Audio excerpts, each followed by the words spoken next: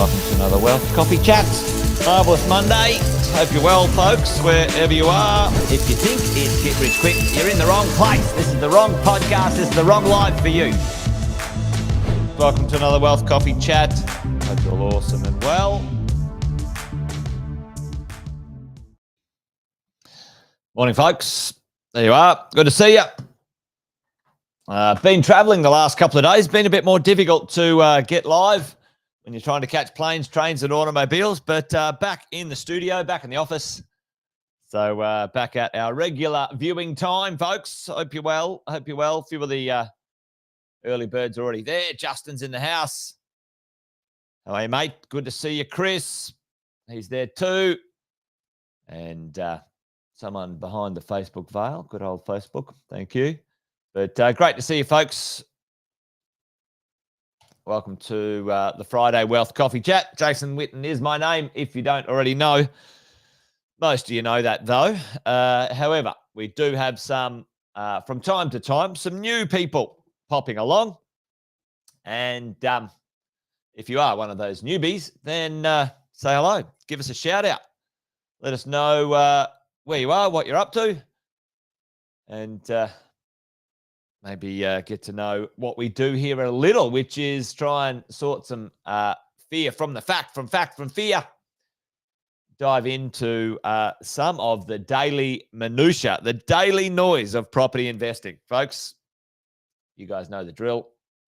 This thing's a marathon, not a sprint. It takes time to grow a property portfolio that is giving you the returns, the wealth, the income, the benefits that you require. And along the way, there can be significant amounts of noise. You've got to check in. So that's what we do here in the mornings. Grab a coffee and maybe get our heads right for the day. And part of that is making sure we stay on track, folks. We stay on track for our wealth. Anyway, part of that today, quite interestingly, I'm pretty pumped to talk about this one today, actually. Well, interesting. What is going on out in the world of things that can affect property prices and property values. So there you go. There's got Jason Andrews in there too. Jason, fabulous name. Pretty good, I reckon. That Jason, yep. Jeff's there too. Alison, good to see you, Alison. Louis. Good to have you around as well. Stephen's here. Yeah, mate. Sometimes Facebook or YouTube or one of them works well. You know, it does. Anyway, sometimes the tech is more technical than it should be. But there you go. Good to see you, team. Listen, what's going on? The last few weeks, probably for the most of February, when I've got back into Wealth Coffee Chats, we did a bit of a review and a bit of a touch base, a bit of a deep dive into, overall strategy, tactics, information, goals, whatever. So if you haven't seen those, pop back and have a look. There's some good stuff in there. And March 1, pinching a punch for the first day of the month, folks. I thought we'd sort of check in with what is bubbling away in the marketplace, folks, bubbling away. And there's a couple of interesting headlines. And I always like interesting headlines. You always have to take all of it with a pinch of salt, folks. But somewhere in there is some information that you can, go and then double check and fact check and ask, how does this apply to you and me as property investors? So a couple of headline pieces today I thought we'd check in on as we go along.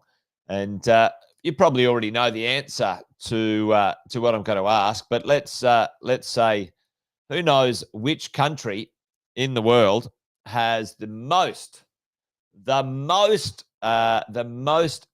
net influx of financial millionaires, which means a net worth of more than 1 million US or more. Which country has taken the cup?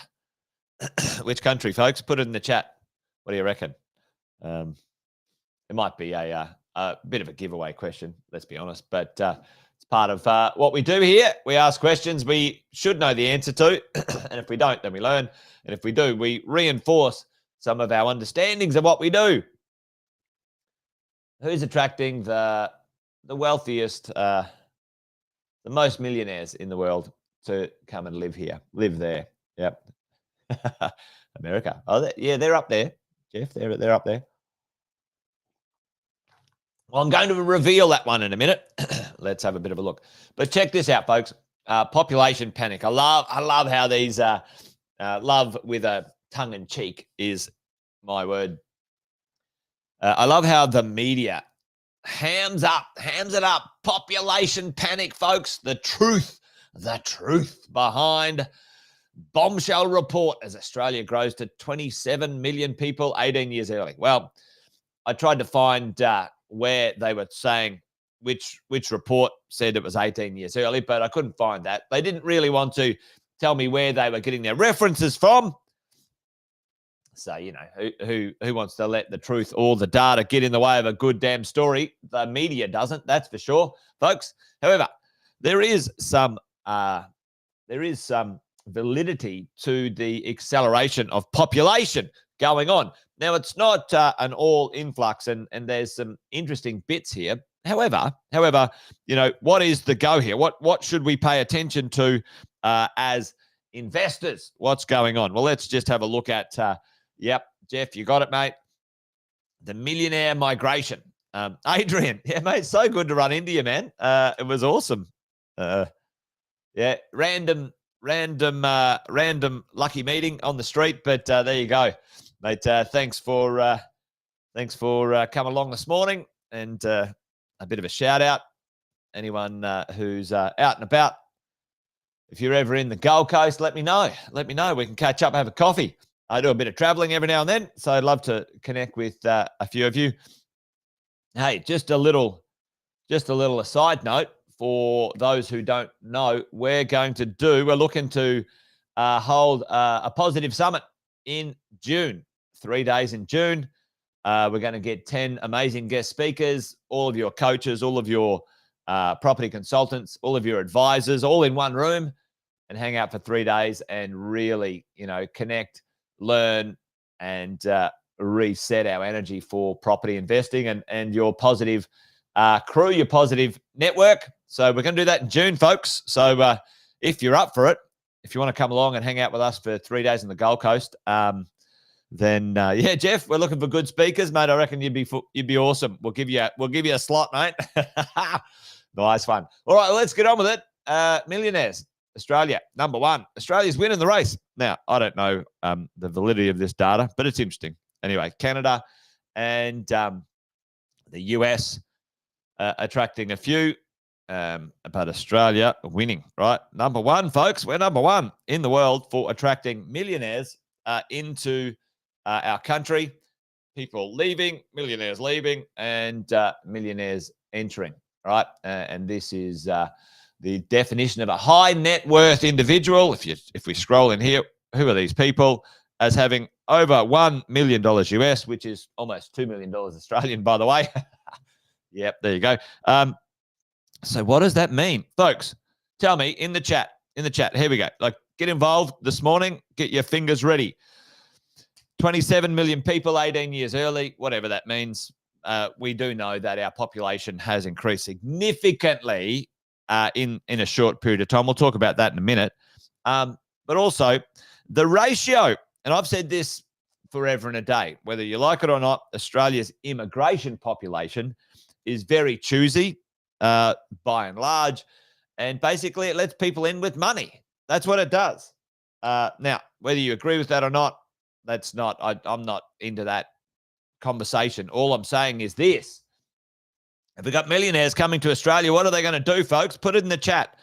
We've got record numbers of millionaires into Australia, bringing money, and we've got record population. There's records damn everywhere. I should do March Madness. A record a day keeps the property investor in play or something. I might do that actually for March. What's going on? What do you think that's going to happen? Yeah. Well, I mean, at the end of the day, Stephen, there's a temporary. Let's be really honest. Let's be really clear. There is a temporary borrowing issue, which will be solved within the next 2 years, folks, because the interest rates are going to go down. They're going to go down 1%, and then wages will go up a little bit, and rents have gone skyrocketing through. They level out, which is good. But you're dead right, Stephen. They have to have a decent income to do some borrowing if they're going to borrow. But here's the drill. This is what we don't. Yep, they'll buy expensive cars and expensive houses. You're dead right. You're dead right. Here's the interesting thing, though, folks. What do you reckon about some of these people? There's a lot of entering the country. Residential, really, Brisbane. If you guys didn't know, the positive investment support business, done that for 21 years. Our residential agency through our property management arms, and part of that service, which is part of the cycle of life for many property owners and property investors, is an agency that can help you sell your property if you want to. Now that's kind of counterintuitive, but if you have to sell or it's part of your plan, then you want to do it well. So anyway, I digress. We are seeing in our residential agency in Brisbane every month someone come in and say, I'll buy that house or that apartment or that property, and they're paying cash, folks. They're paying cash. They don't need to borrow. They're just paying cash. And there is the largest transfer of wealth in Australian history underway right now. So there's lots going on. And any of these muppets out there telling you that there's going to be a collapse of some description have got their heads firmly up their rear end, and they don't know what they're talking about, especially when it comes to residential real estate.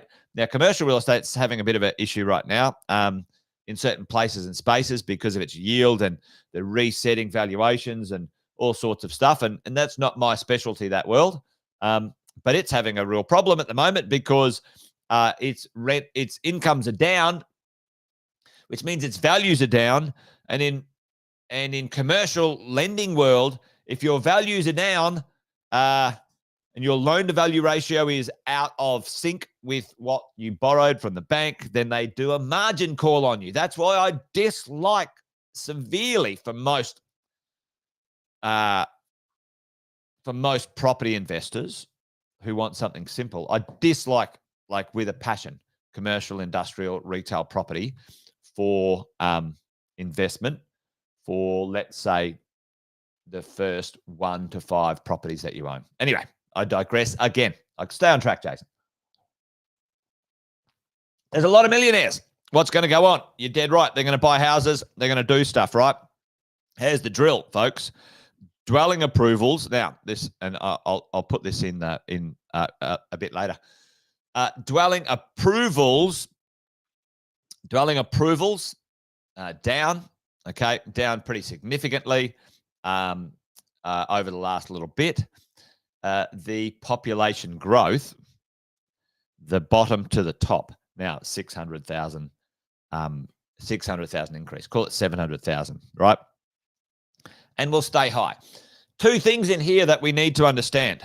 A significant amount of this population growth, call it 350,000.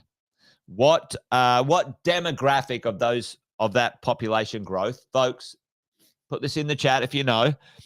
350,000 of those come from a certain demographic or a certain type. Who are they? Put that in the chat. Do you know? So there's 2 different types here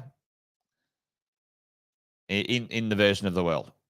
Boom. Students. You're dead right, Jeff. Now, students. Now, stick with me here, Jeff, or anyone else. How long do students stay in the country for a typical degree. Work with me here. Work with me here. How long do they stay in the country for a typical degree? Students, right? They've actually got a lot of money, students, folks, I can tell you. And, you know, India and China and of countries love Australia, 4 years.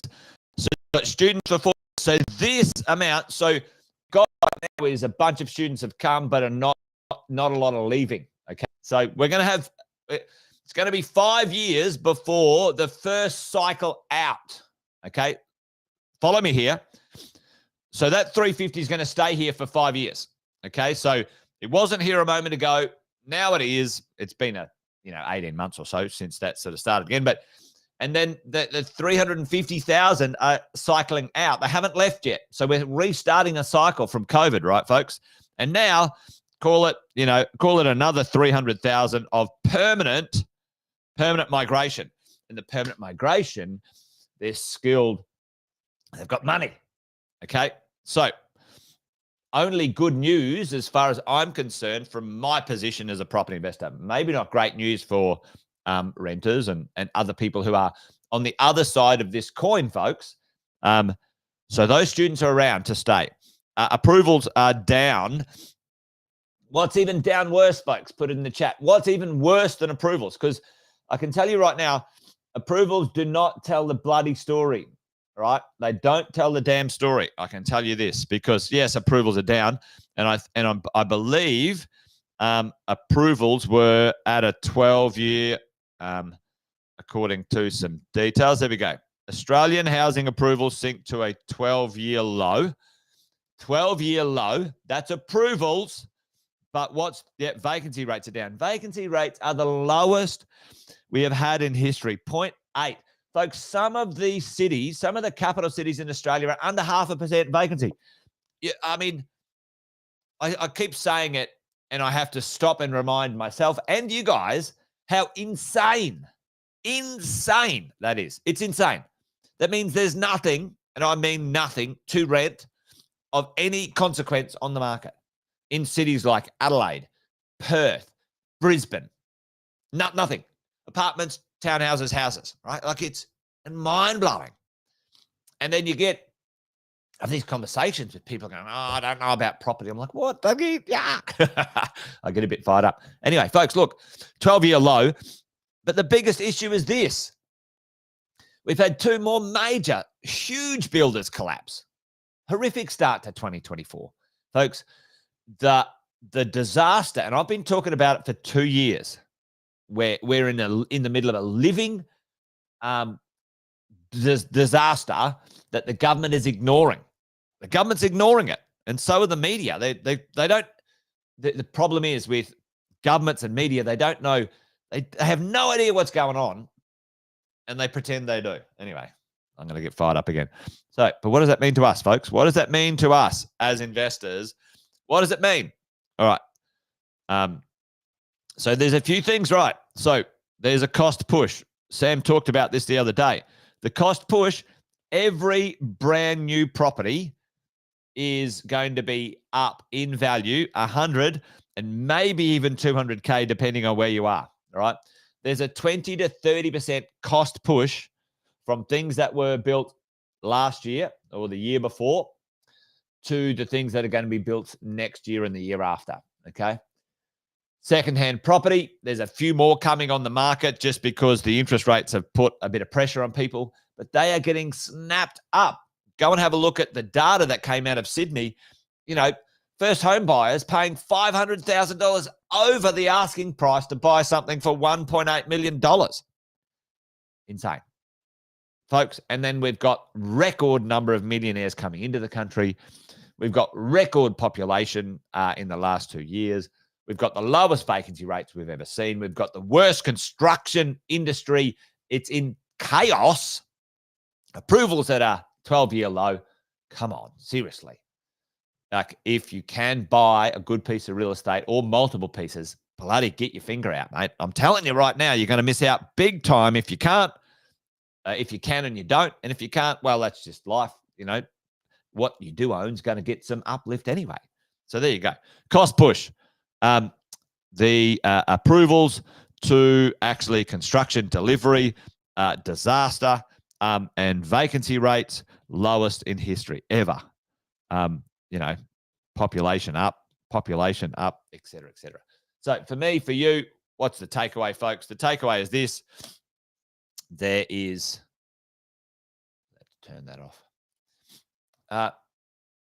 The market, the pressures, the pieces of the puzzle that support and push values and rents are very, very fundamentally moving in our direction as owners of real estate. So get in if you haven't. And then if you have, make sure you hang in there because, I get it. Certainly interest rates are going up and it might be a little bit tougher to, take care of things. But don't let a small amount of time in reality, 1 or 2 years of maybe a little bit more restricted cash flow or lifestyle affect a long-term gain in your property portfolio, folks. And if you're feeling the pinch, go see your coaches and your brokers because they can reset things. They can unlock equity. They can, take you from principal and interest to interest only. They can reset all these things so you feel less pressure and you can hold your properties for the time that you need to. All right, folks, I've gone a little bit over today, but, always interesting things going on. Join me again tomorrow for another Wealth Coffee Chat, as always. Great to hang out with you. Thanks for taking the time. I think that's about it. We'll call it done and dusted, hey? All right, over and out, folks. Take care. Actually, you won't join me tomorrow because it's Saturday. I'm not going to do one on Saturday. A bit disorientated as well with my travel, but let's hang out on Monday, hey? Let's hang out Monday. All right, folks, that's it. Good on you. Yeah, that's right, Jeff. Good on you. All right, folks, that's it. I'm out. See ya. Have a good weekend. Bye now.